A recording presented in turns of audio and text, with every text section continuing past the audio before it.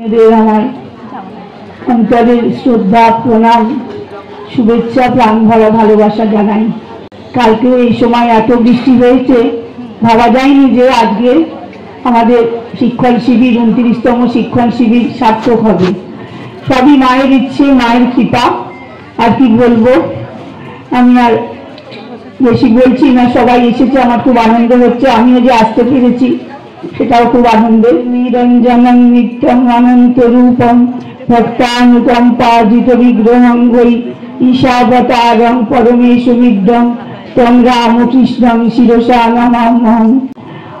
যথাগ্নির দাহিকা শক্তি রামকৃষ্ণে স্থিতা হিয়া সর্ববিদ্যা স্বরূপাং তাং শারদাং প্রণমাম্যহং।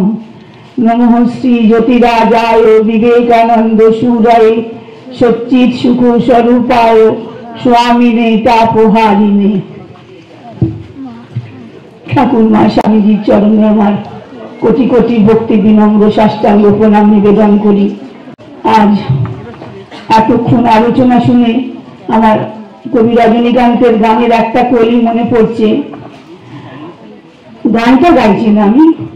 ও পথে যেও না ফিরে এসো বলে কানে কানে কত কয়েছো, তবু চলে গেছি ফিরায়ে আনিতে, পাছে পাছে ছুটে গিয়েছো। আমি তো তোমারে চাহিনি জীবনে, তুমি অবাগারে চেয়েছো। এটা একেবারে আমাদের সত্যিই তাই। ঠাকুর বলছেন না, মোড় ফিরিয়ে দিতে হবে। এই মোড়, জীবনের মোড়টা ফিরিয়ে দেবার জন্য এই এতক্ষণ আলোচনা যে হলো, 3টে আলোচনায় খুবই ভালো হয়েছে, সবাই বুঝতেও পেরেছে। সে সম্বন্ধে আমার কিছু বলার নেই, কিন্তু আমাদের মোড় ফিরিয়ে দেবার জন্যই এই শিক্ষণ শিবিরগুলো।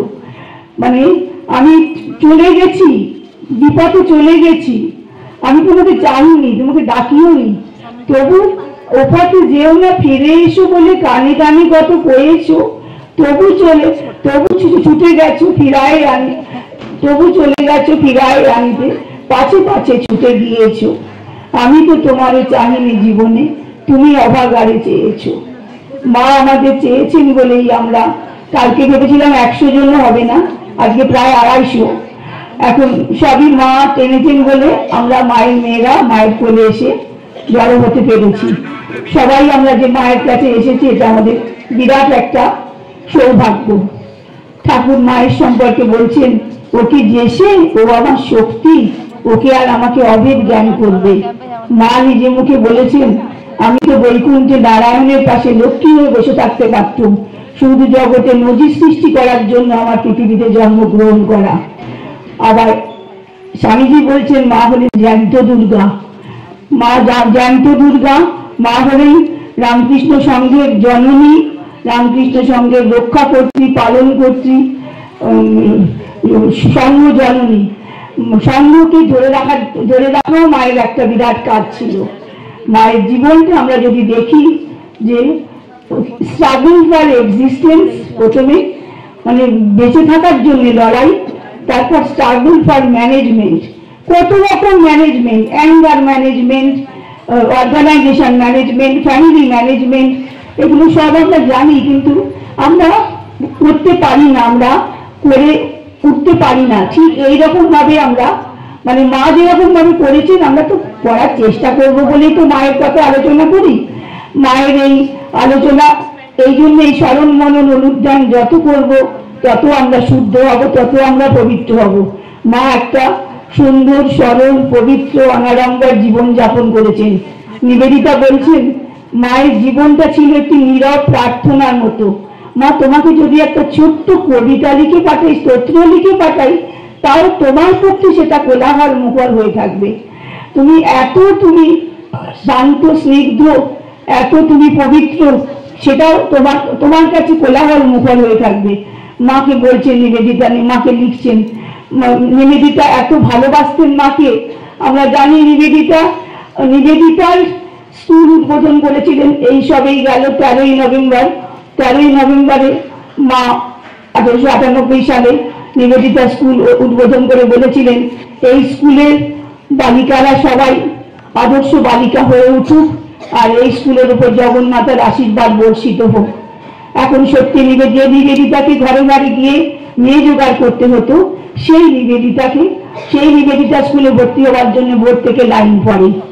আর মা গৌরীমাকে বলেছিলেন, গৌরদাসী, সেই প্রত্যন্ত জয়রামবাটি গ্রামের মহিলা বলেছিলেন, গৌরদাসী, মেয়েদের বুঝিয়ে দিও তারা কেবল থোর বড়ি খাড়া বড়ি থোর করতে আসেনি, অর্থাৎ তারা শুধু সংসার প্রতিপালন আর সন্তান প্রতিপালনের জন্য তাদের জন্ম হয়নি।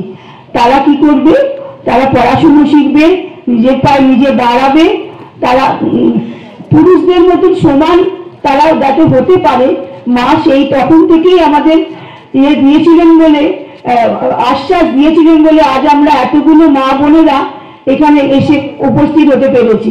আগে কিন্তু আমাদের মায়েরা পারতেন না, আমাদের মায়েদের ঘর থেকে বেরোতে হলে অনেক নিতে হতো, পারমিশন নিতে হতো। এখন কিন্তু আমাদের ক্যাম্প আছে বললেই আমাদের বাড়ি থেকে ছেড়ে দেয়। তারপরে আমরা জানি যে মায়ের ঠাকুর মাকে কি করেছিলেন, এক অক্ষর যুক্ত একটা শব্দ দিয়ে গেছিলেন। যখন রোগে সুখে বিপদে আপদে জর্জরিত মানুষ যখন কেঁদে কুল পায় না, যখন তাকে কেউ দেখার নেই, সবাই ফেলে পালায়, তখন একমাত্র গর্ভধারিণী মা থাকলে তাকে এসে বুকে টেনে নেন। কিন্তু গর্ভধারিণী মায়েরও তো ক্ষমতা সীমাবদ্ধ, তাই জন্য গর্ভধারিণী ওই রকমই মানবীর শরীরে মানবীর আকারে মাকে ঠাকুর পাঠিয়েছিলেন পৃথিবীতে, যাতে মাকে কেন্দ্র করে আমরা আমাদের জীবনটাকে নতুন করে গড়তে পারি। ঠাকুর বলেছেন যে আমি ছাঁচ তৈরি করে রেখে গেলাম, তোরা সেই ছাঁচে নিজেদের জীবনকে ঢেলে নেই।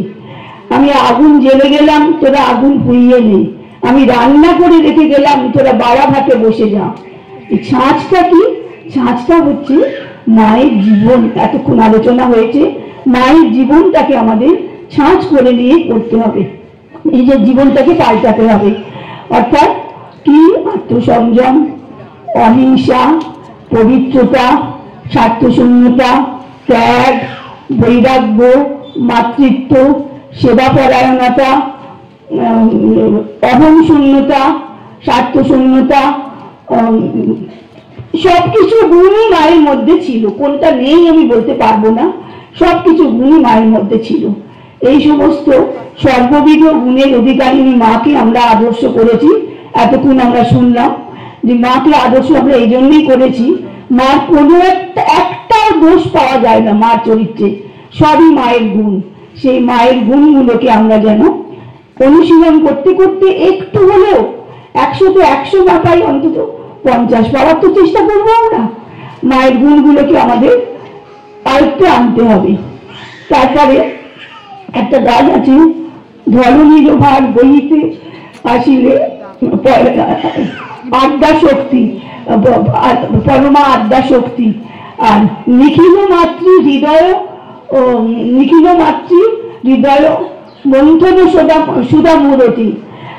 নিখিল মাতৃ হৃদয়ের সুধা মন্থন করে যেটা পাওয়া গেছে সেটা মা। তার মানে সারা পৃথিবীর যত মা আছে তাদের সকলের হৃদয় থেকে মাতৃভাবটা মন্থন করে মায়ের মধ্যে দেওয়া হয়েছে। নিখিল মাতৃ মন্থন হৃদয় মন্থন ও সুধা মূরতি। নিখিল মাতৃ হৃদয় থেকে সুধা মূরতি মন্থন করে মাকে দেওয়া হয়েছে। মা নিজেই বলছেন, আমি যে মা গো, মা ছেলে করবে না তো কে করবে? ছেলে যদি ধুলো কাদা মাকেই তো ধুলো ঝেড়ে করে নিতে হবে, এই কথা মা নিজে বলছেন। তারপরে মা যখন এতে জয়রামবাটিতে একজন ভক্তকে দীক্ষা দিয়ে বলছেন যে দেখো, ঠাকুরকে দেখিয়ে বলছেন এই তোমার ইষ্ট, এই তোমার গুরু। তখন তিনি বলছেন ঠাকুর আমার ইষ্ট হতে পারে, কিন্তু গুরু তো আপনি তো আমায় দীক্ষা দিলেন। মা বলছেন না বাবা, আমি তোমার মা, মানে আমি তোমার মা, আমি তোমার গুরু হতে পারি না, আমি সকলের মা, আমি সকলের মা। এটা আর জীব জন্তু সকলের মা। মা বলছেন দয়া যার শরীরে নেই সে কি মানুষ? সে তো পশু।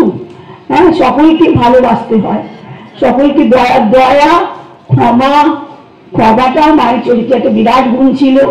সকলকে ক্ষমা করে দেওয়া, এগুলো মায়ের চরিত্রের বড় গুণ। মা বলছেন সন্তোষের সমান গুণ নেই, সহ্যের সমান গুণ নেই। মা যখন জয়রামবাটিতে মায়ের সঙ্গে বলে দিই, ছোটবেলা থেকে মায়ের মাতৃভাব ছিল। মা সকলকে যখন ভাই বোনেদের মানুষ করেছেন, মা বাবাকে সাহায্য করেছেন, তারপরে দুর্ভিক্ষে কবলিত পীড়িত মানুষদের গরম খিচুড়িতে হাওয়া করেছেন, তারপরে মাঠে মনীষদের জন্য দল গাছ কেটেছেন, মনীষদের জন্য খাবার নিয়ে গেছেন, গলা পর্যন্ত জলে দাঁড়িয়ে দল গাছ কেটেছেন, সব কিছু করেছেন। মামারা বলছেন দিদি ছিলেন আমাদের সাক্ষাৎ লক্ষ্মী, দিদি আমাদের সবকিছু করেছেন। এই জন্য মাকে, মায়ের স্বরূপ আমরা জানি যে যদিও মা সবসময় লুকিয়ে রাখতেন, রূপ দেখে এসেছিলেন ঠাকুর বলতেন, একটা গানও আছে, রূপ দেখে তুমি কে গো অপরূপা। সেই মা বলছেন যে মা সবসময় রূপ দেখে থাকতেন মাকে কিন্তু রামদিগার ঘোষাল মশাই তখন মায়ের ছোটবেলা, একদম ছোট্ট মাকে জগদ্ধাত্রী রূপে দেখা দেন। বাসনাবালা দেবী বলেছেন মাকে আমি জগদ্ধাত্রী রূপে দেখেছি। হরিপ্রেমানন্দ মহারাজ মাকে জগদ্ধাত্রী রূপে দেখেছেন। তারপর চন্দ্রমোহন দত্ত বাবু মাকে জগদ্ধাত্রী রূপে দেখেছেন। তারপরে শিবু দাদাকে আমরা জানি, শিবু দাদা মাকে বলেছিল যে বলো তুমি কে খুড়ি, যে আমি তোর খুড়ি রে, না তুমি কে বলো, সত্যি করে কে তুমি? তখন বলেছিলেন মা লোকে বলে কালী, তার মানে মা কালী, মা দুর্গা সব। তারপরে মায়ের সঙ্গে ঠাকুরের বিবাহ হয় আমরা জানি। বিবাহের পর ঠাকুর বেমালুম ভুলে গেলেন যে মাকে বিবাহ করেছেন, সব আমরা জানলেও স্মরণ করতে ভালো লাগে। ঠাকুর তখন চলে গেলেন দক্ষিণেশ্বরে, 12 বছর গভীর সাধনায় মগ্ন রইলেন। আর মা তখন জয়রামবাটিতে বেশি থাকতেন, জয়রামবাটিতে থাকতেন। সেখানে শুনতে শুনতে মায়ের কানে ভীষণ কষ্ট হতো এক কথা, যে শাহরুর বর পাগল, শ্যামা খ্যাপা জামাইয়ের সঙ্গে বিয়ে দিয়েছে। এই কথাগুলো শুনে মায়ের এত কষ্ট হতো। মা তখন ভাবলেন যদি আমার বর অসুস্থ হয় আমাকেই তো তাকে সেবা করতে হবে। মা তখন ছুটে ছুটে জয়রামবাটিতে এলেন। মা কিন্তু তখন বলেনি যে আমার ডিভোর্স করিয়ে দাও, বিবাহ বিচ্ছেদ করিয়ে দাও, তা কিন্তু বলেননি। মা তখন জয়রামবাটিতে যখন এলেন, আসার পরে ঠাকুর মাকে দেখে বললেন তুমি এসেছো, বেশ করেছো। এই 4টে কথা শুনে মায়ের প্রাণ জুড়িয়ে গেল। এটা তাহলে পাগল নয়, এ তো ভবতারিণীর প্রেমে পাগল। এমন ভাবে মা তখন বলছে তুমি এসেছো, বেশ করেছো, ভবতারিণীর প্রেমে পাগল। তখন মা তখন ঠাকুর তখন মাকে জিজ্ঞেস করলেন তুমি কি আমাকে সংসার পথে টেনে নিতে এসেছো? মা বললেন তা কেন, আমি তোমার ইষ্টপথে সাহায্য করতে এসেছি। ইষ্টপথ মানে ধর্মপথে। আর মাকে ঠাকুর বলেছিলেন যে মা ভবতারিণী মন্দিরে আছেন, যে মা নহবতে আমার গর্ভধারিণী আছেন, আর যে মা আমার এখন পদসেবা করছেন, 3 জনকেই আমি এক বলে মনে করি। তার মানে 3 মাই এক, তার মানে মাই ভবতারিণী, সেটা ঠাকুরই বলে দিয়ে গেছেন, এইভাবে বলেছেন। কিন্তু মা তখন বলছেন জয়রামবাটি আসার পরে মা বলছেন জয়রামবাটিতে তখন আনন্দের হাট বাজার বসে যেত। আমরা এই ঘটনা জানি, মায়ের কথা মা বলছেন আনন্দের হাট বাজার বসে যেত। সেখানে বলছে লোক আসছে আর যাচ্ছে, যাচ্ছে আর আসছে, সেখানে কিন্তু মায়ের প্রবেশাধিকার নেই। মাকে ঠাকুর কোনোদিনও ডাকেনি, মা কোনোদিন যাইও নি। মা ওই নহবতে দলমায় বেড়ার ফুটো দিয়ে দেখতেন আর বলতেন মন তুই এমন কি ভাগ্য করেছিস যে রোজ রোজ ঠাকুরের দর্শন পাবি। আমরা মনে ভাবতাম আমার স্বামী ঈশ্বর প্রসঙ্গ করছেন, আমি একটু শুনতে পাবো না। মা কিন্তু বলতেন মন তুই এমন কি ভাগ্য করেছিস যে রোজ রোজ ঠাকুরের দর্শন পাবি। এইটা একটা শিক্ষা, মানে আমার স্বামী আমার শুধু একার নয়। তারপরে মাকে যখন সবাই মিলে যাচ্ছে বালনাটি মহোৎসবে, সবাই যাচ্ছে, মাকে বলছে মা তুমি যাবে?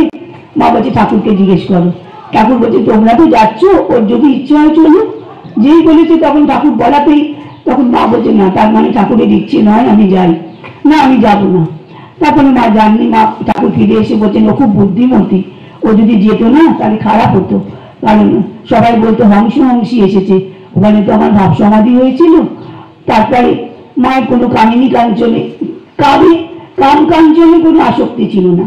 তখনকার দিনে আমরা জানি লক্ষ্মীনারায়ণ বারোয়ারি ঠাকুরকে 10,000 টাকা তখনকার দিনে দিতে এসেছিলেন। ঠাকুর তো প্রত্যাখ্যান করেন। মাকে বলেন তুমি কি দেবে না? আমরা আমি বলতাম যে আমার তো ছেলে মেয়েদের নিয়ে থাকতে অসুবিধে, ওইটুকুনি ঘর, 9 ঘর, 8 ঘরে মা, লক্ষ্মী দিদি, গোলাপ মা, যোগীন মা, গোলাপের মা, গোপালের মা সবাই থাকতেন, বলরাম বাবু শ্রী। মা তো বলতে পারতেন যে আমাকে একটা কিছু টাকা দিয়ে একটা ছোট একটা ঘর বানিয়ে দাও একটু বড় করে। মা কিন্তু চাননি। ঠাকুর সেখানেও বলেছিলেন ও খুব বুদ্ধিমতী, বুদ্ধিমতী বলেই চাইনি। কিন্তু ঠাকুরের ত্যাগের যে আদর্শটা তো তাহলে মা নষ্ট করে ফেলবেন। মা কিচ্ছু চাননি, কোনো কিছুতেই মায়ের আসক্তি ছিল না। মায়ের এমন জীবন ছিল, জীবনটাই দেখার মতন। তারপরে মা যখন দক্ষিণেশ্বরে ছিলেন, একজন ভদ্রমহিলা মায়ের কাছে যেতেন, তার বয়সকালে চরিত্র ভালো ছিল না। ঠাকুর একদিন বলছেন ও তো চরিত্র ভালো না, ও তোমার কাছে যায় কেন? মা বলছেন ও তো এখন হরিকথাই কয়, মানে এখন তো হরিকথা কয়, তাহলে এখন ওকে বারণ করবো কেন? আগে খারাপ ছিল বলে চিরকাল খারাপ থাকবো? এখন তো ভালো কথা কয়, এখন ওকে আমি চাকতে পারবো না। তখন মা তখন আর কিছু বলেননি। মা যখন বলেছেন হরিকথাই কয়, ঠাকুর আর কিছু বলেননি। তারপরে আমরা জানি যে মায়ের কাছে এটাও জানি আমাদের, কিন্তু এই কথাটা বলার জন্যই আমার বলা, যে ঠাকুরের কাছে মা খাবার নিয়ে যেতেন, তাও গোলাপ মা অর্ধেক দিন নিয়ে যেতেন, মা যাওয়া হতো না। দিনে একবারই মা ঠাকুরকে দর্শন করতে পারতেন। একদিন হয়েছে কি, ঠাকুরের কাছে যখন মা যাচ্ছেন তখন একজন পতিতা রমণী এসে বলছে মা দাও না কেন, আজকে ঠাকুরের দুপুরের ভাতটা আমি নিয়ে যাই। মা বলছেন নিয়ে যাও। মা দিয়ে দিয়েছেন। তারপরে কিছুক্ষণ বাদে গিয়ে দেখছেন ঠাকুর সেই ছোট বাচ্চাদের মতো ঠোঁট উল্টে বসে আছেন, কিচ্ছু খাননি, খাবারের তালা হাত দেননি। মাকে বলছেন তুমি জানো যাত্রা রাতে খাবার পাঠালে আমি খেতে পারি না, তুমি জানো ওর চরিত্র খারাপ, তুমি তাও ওকে দিয়ে খাবার পাঠালে? মা তখন বলছেন যে আজকের দিনটা খেয়ে নাও, এরপর থেকে আমি নিজেই রোজ আনার চেষ্টা করব। তবে কেউ মা বলে ডাকলে আমি তাকে ফেরাতে পারবো নি ঠাকুর। তার মানে কি, মা বলে এসে যদি কেউ বলে মা আবার দিন না কেন খাবারটা নিয়ে যাই, আমি তাকে বলতে পারবো না যে না তোমাকে দেবো না। তখন বলছিল আবার তুমি তো আমার এক ঠাকুর নয়, তুমি সকলের ঠাকুর, তুমি সকলের ঠাকুর। এই কথাটা বিরাট, কথাটা মুখ্য কথা, সকলের ঠাকুর।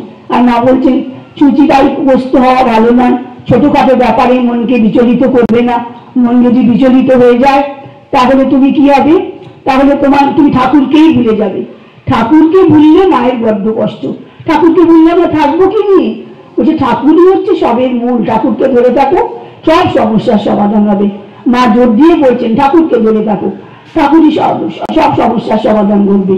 মা আমাদের প্রার্থনা করতে শিখিয়েছেন। মা বলছেন জ্যোৎস্না রাতে চাঁদের পানি তাকিয়ে বলতাম চাঁদ তোমারও কলঙ্ক আছে, কিন্তু তোমার জ্যোৎস্নার মতো আমার হৃদয়কে নির্মল করে দাও। তারপরে বলছেন বৃন্দাবনে গিয়ে বাঁকে বিহারীকে বলতাম তোমার রূপটি বাঁকা, মনটি সোজা, তোমার মতো আমার মনটি সোজা করে দাও। ঠাকুরকে বলি আমার দোষ দৃষ্টি গুছিয়ে দাও, আমার নির্বাসনা দাও। নির্বাসনার উপরে মা খুব জোর দিচ্ছেন।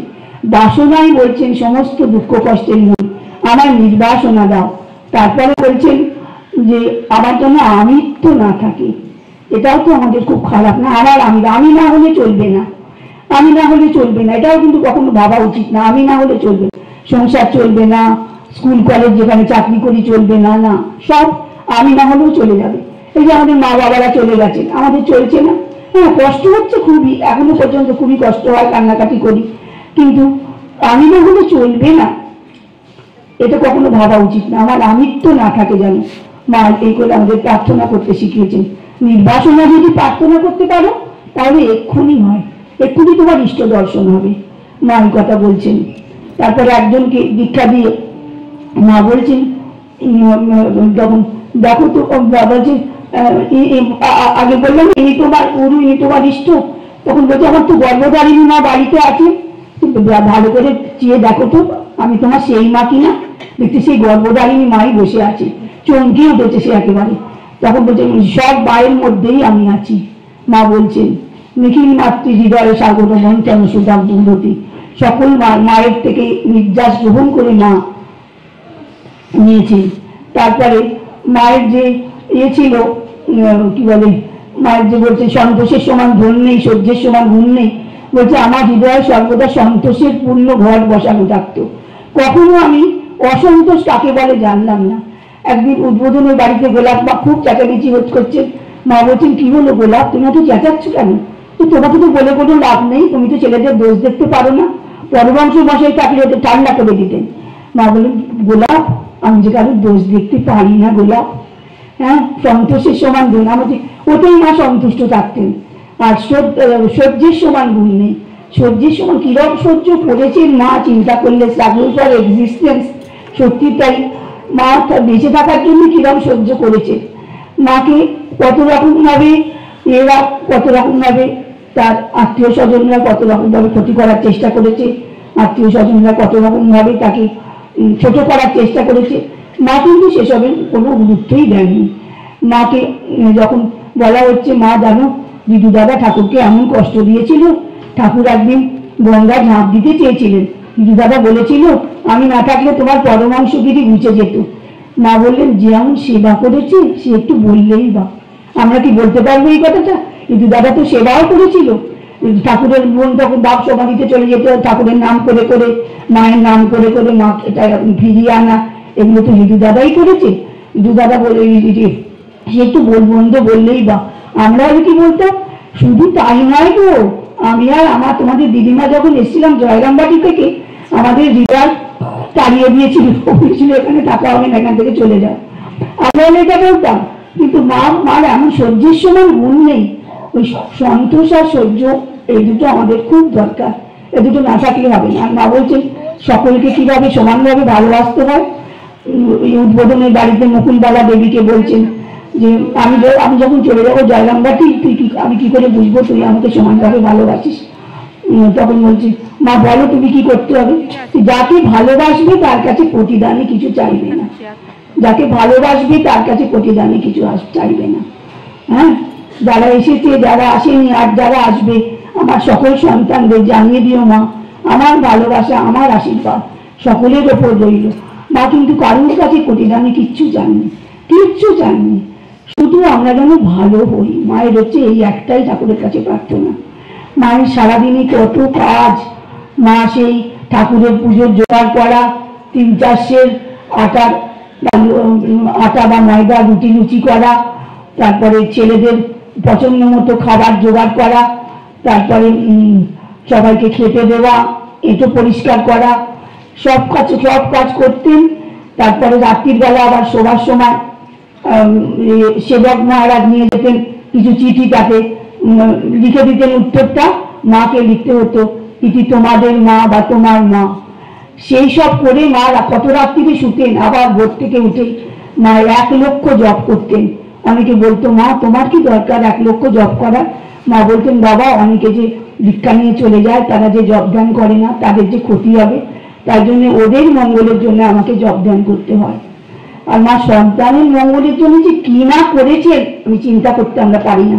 আমি সংক্ষেপে বলছি যে এবাড়ি ওবাড়ি ঘুরে বাটে আক্রান্ত পা টেনে টেনে নিয়ে দুধ জোগাড় করছেন। জয়রামবাটিতে তখন কটাই বা বাড়ি, দুধ জোগাড় করে কি বলছেন যে আমার কলকাতার ছেলেরা এসেছে, ওদের একটু চা খাওয়া অভ্যেস, একটু চা দেবে গো, দুধ দেবে গো।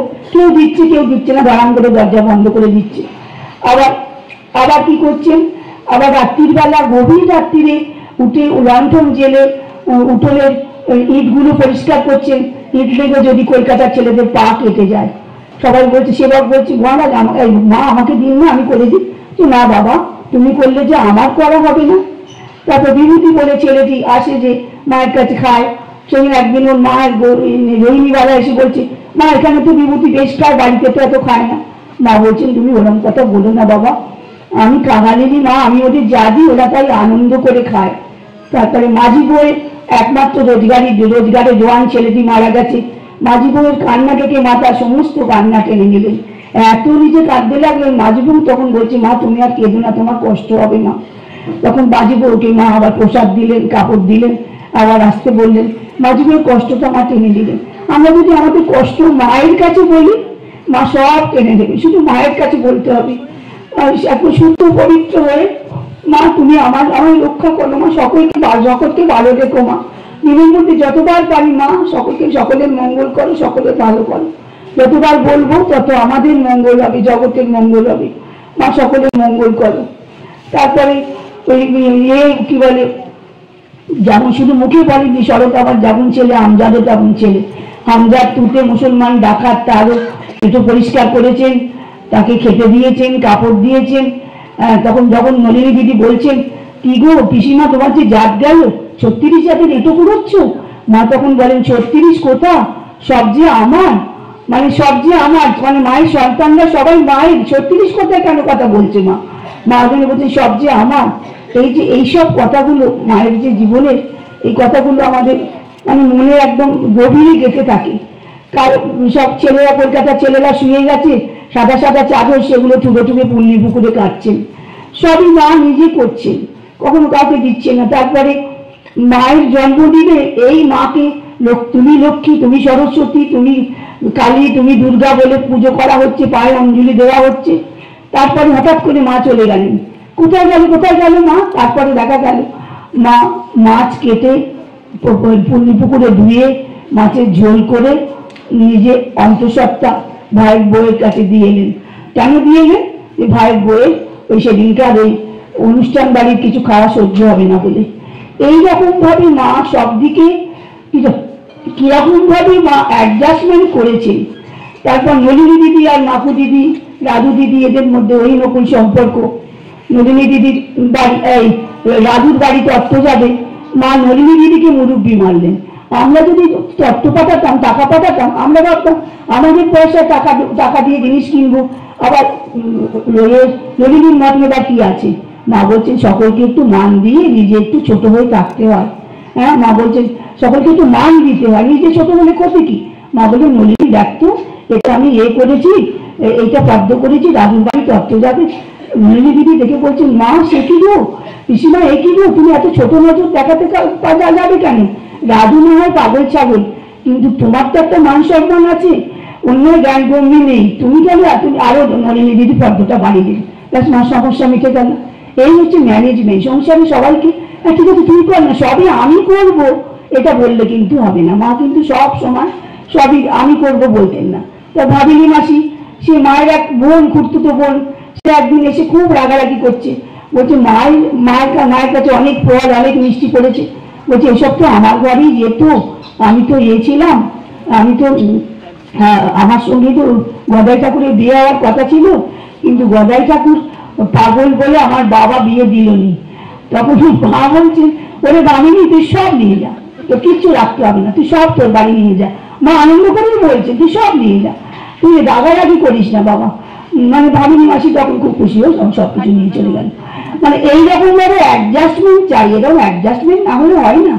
আমি বড়, আমি কেন নিচু হবো, আমি ছোট, আমি কেন বলবো, তা বললে হবে না। ছোট বড় সবাইকে এগিয়ে আসতে হবে কোনো সমস্যা সমাধানের জন্য। সবকিছু করতে হলে সবাইকে এগিয়ে আসতে হবে। আর নিবেদিতা বলছেন এই যে মায়ের যে আত্মবিলয়, মা যে বলছেন না মনে তুই এমন কি ভাগ্য করেছিস রোজ রোজ তার দর্শন পাবি, নিবেদিতা বলছেন এটা মায়ের আত্মবিলয়। আত্মবিলয় মানে কি? মা ঠাকুরের কাছে খাবার নিয়ে যেতেন এতখানি ঘুমটা দিয়ে। কেন ঘুমটা দিয়ে যেতেন? এই ঠাকুর যদি কোনো সময় তার ধ্যানের সময় মা ভবতারিণীর বদলে যদি আমাদের মা শারদার মুখটা ঠাকুরের মনে আসতো, তাহলে তো তার ধ্যানটা বিঘ্ন হতো। সেই জন্য মা নিজের মুখটা পর্যন্ত দেখাতেন না, এত মায়ের আত্মবিলয় ছিল। আমাদের আত্মবিলয় তো নেই, আমাদের খালি আত্ম অহংকার। না সবাই তা নয়, আমরা যারা এসেছি সেটা বলছি না আমি, কারণ তাহলে আমরা আসতামই না। হ্যাঁ, আমাদের একটু আত্মবিলয়টা চাই, যে আমাকে নিজেকে মুছে ফেলে, আমি নিজে কিছুই না, যেটুকু আমরা যা করেছি সবই মায়ের কৃপায়, যেটুকু আমরা যে যা হয়েছি সবই মায়ের কৃপায় হয়েছে, এটুকু ভাবতে হবে। তারপরে বলছে কি, মা বলছেন মিষ্টি কথা বলতে বলছেন, আর বলছেন যে মেয়েদের বলছেন লজ্জা ঘৃণা ভয় তিন থাকতে হয়। কারণ লজ্জা ঘৃণা ভয় কিসে? লোক অপবাদের। লোক অপবাদের লজ্জা, লোক অপবাদের ঘৃণা, লোক অপবাদের ভয়। আমরা যেন এটা ভয় পাই যে আমার আড়ালে কেউ বলবে যে লাল পাড় শাড়ি পরে, কিন্তু এই মিথ্যে কথা বলে, এই চরিত্র ভালো নয়, আড়ালেও যেন কেউ না বলে। লজ্জা ঘৃণা ভয় তিন থাকতে হয়। মা বলছে মেয়েরা কারোর কাছে কিছু চাইবে না, বাপের কাছে তো নয়, স্বামীর কাছেও নয়। লোকের দেওয়া জিনিস কি থাকে গো? ঠাকুর যখন দেবেন তখন রাখবার জায়গা পাবে না। তারপরে মা বলছেন যে মিষ্টি কথা বলার কথা, মা বলছে সবাইকে একটু মিষ্টি করে কথা, সবাইকে রাগ দেখিয়ে ঝাঁঝালো আমার কাজের লোক, আমি যা বলবো তাই শুনবে, তা বললে হবে না। আমার সংগঠনের ছোট বোন, আমি তাকে যা পারবো বলবো তা নয়। সবাই আমার আদরে, সবাই আমার নিজের লোক। এই ভেবে মা একদিন মায়ের খুব জ্বর হয়েছে, তখন দাদু দিদি কিন্তু অন্যায় কিছু করেনি, কারণ পাড়ার সমস্ত বউয়েরা এসে মায়ের কাছে, পাড়ার তাদের সব নিন্দে বন্ধ করছে, চিৎকার চেঁচামেচি করছে। রাধু দিদি বলছে তোমরা একটু চুপ করবে, চিৎকার করে রাধু দিদি বলেছে তোমরা একটু চুপ করবে, মায়ের শরীর খারাপ হয়েছে, তোমরা একটু বুঝছো না কেন, একটু চুপ করবে। তখন মা বলছে দাদি মিষ্টি কথা বল, মিষ্টি কথা বল। মিষ্টি কথা বলাটা একটা একটা আর্ট। মিষ্টি কথা মিষ্টি করে বললে ক্ষতি কি? হ্যাঁ ঠিক আছে তোমরা একটু চুপ করো না গো, আমার মায়ের শরীর খারাপ, ওটা বললেই তো হয়ে যেত। তা না বললে যদি বলে জোর করে বলে তোমরা একটু চুপ করবে, তখন মা বলছে দাদি মিষ্টি কথা বল, মিষ্টি কথা। মিষ্টি করে বললে সবাই এটা কৃতজ্ঞতা বোধ সবার যেন থাকে, আমাদের সকলের মধ্যে যেন থাকে। আর সবাই আমরা যেন আর কি করি, আমরা যেন সকলে যেন মায়ের চরিত্রের সব কটা গুণগুলো আমরা, স্বার্থ শূন্যতা, মা নিজের স্বার্থ কোনোদিন দেখেনি, অহং শূন্যতা, নিজেকে বলতেন আমি তার দাসের দাসী। হ্যাঁ আমি ঠাকুর আমার তার চরণে আমার স্থান দিয়েছেন, এই আমার যথেষ্ট। কখনো বলেনি যে আমার আমার আমি একজন কেউ কেটা, আমি তার ঠাকুরের, আমি গুরুপত্নী, নিজে বলেছেন আমি গুরুপত্নী নই, পাতানো মা নই, কথার কথা মা নই, সত্য সত্য জননী বলেছেন ঠাকুর। মা বলেছেন আমি সত্য সত্য জননী, আমি আমি আমি সত্যিকারের মা গো, আমি সতেরো মা অসতেরো মা। এই কথাগুলো মা নিজে মুখে বলেছেন। আমি আমি আমি সত্যিকারের মা, গুরুপত্নী নই, পাতানো মা নই, কথার কথা মা নই, সত্য সত্য জননী। এগুলো যেন আমাদের মনে থাকে। আমাদের আমাদের আর কি করতে হবে, আমাদের সব সময় আমাদের ভাবতে হবে যে মা আমাদের সঙ্গে রয়েছেন, মা আমাদের সঙ্গে রয়েছেন, মা সব সব দিক দেখছেন। মা কোথায় ম্যালেরিয়া রোগীদের চিকিৎসা করছেন, কোথায় ম্যালেরিয়া রোগীদের পথ্যি দিচ্ছেন, কোথায় ঠাকুরের কাছে প্রার্থনা করছেন। বিরোধানন্দ মহারাজ বলছেন আমাদের জন্মান্তরের মা। বিশুদ্ধানন্দ মহারাজ বলছেন গন্ডি মালা মা। হ্যাঁ জন্ম জন্মান্তরের মা যিনি বলেছেন, বিরোধানন্দ মহারাজ বলছেন যখন চলে আসতাম জয়রামবাটি থেকে মা কেঁদে কেঁদে চোখ দুটো লাল হয়ে যেত, ফুলে যেত। মা একদম শান্তি পেতেন না, মা খুব কষ্ট হতো, মা এত কষ্ট হতো কি বলবো। কিন্তু আমাদের তো চলে আসতেই হতো। মা সেই কত দূর যত দূর দেখা যায় দেখতেন, গরুর গাড়ি চলে যাচ্ছে মা দেখতেন। এগুলো ভাবলে এখনো মনে হয় মায়ের গায়ের গন্ধ মায়ের বাড়িতে আছে। মা যেন এখনো আমরা চলে আসার সময় মায়ের চোখে জল আসে। মায়ের এই যে ভালোবাসা, এই ভালোবাসার টানেই তো আমরা সব এক হয়েছি। মা আমাদের ডেকেছেন বলেই তো, মা ডেকেছে আদর করে আয় বাছা আয় চলে আয়, তুচ্ছ সুখের স্বপন ছেড়ে বারেক ফিরে দেখ আমায়, নাইকো হেতায় আসার চলন, নাইকের ভয় নাইকো মরণ, যে নিয়েছে আমার স্মরণ আনন্দ দাম সেই তো পায়।